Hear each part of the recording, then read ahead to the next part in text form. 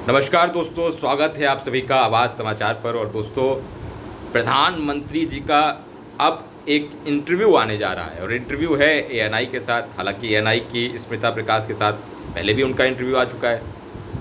अब जो है 2024 के चुनाव को लेकर के इंटरव्यू शायद आज शाम को 5:30 बजे तक आ जाएगा, ये एएनआई ने खुद बताया है।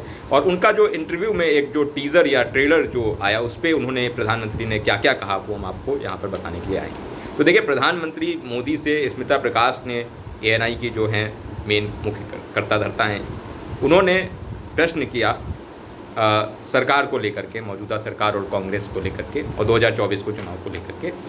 तो नरेंद्र मोदी ने ऐसा जवाब दिया जिसे सुनकर आप सब लोग दंग हो जाएंगे, और उनकी इसी शैली के कारण जो है लोग उनके प्रशंसक हैं। नरेंद्र मोदी ने कहा कि देश के सामने 2024 का लोकसभा चुनाव होने वाला है, उसमें देश के सामने जो है कांग्रेस का 4 से 5 दशक का एक मॉडल है।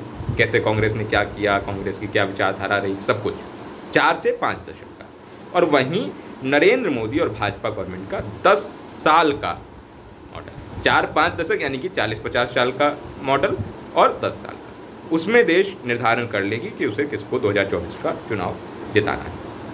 दूसरी बात स्मिता प्रकाश ने इलेक्टोरल बॉन्ड को लेकर कही कि विपक्ष जो है, राहुल गांधी जो है, लगातार इलेक्टोरल बॉन्ड को लेकर के भाजपा सरकार पर, नरेंद्र मोदी पर हावी रहते हैं। उस पर नरेंद्र मोदी ने कहा कि इलेक्टोरल बॉन्ड के कारण जो है सारी चीज़ें ये सामने थी कि कौन किसको, कहाँ किसका मनी ट्रेल जा रहा है, कौन सी कंपनी किसको मनी ट्रेल दे रही है।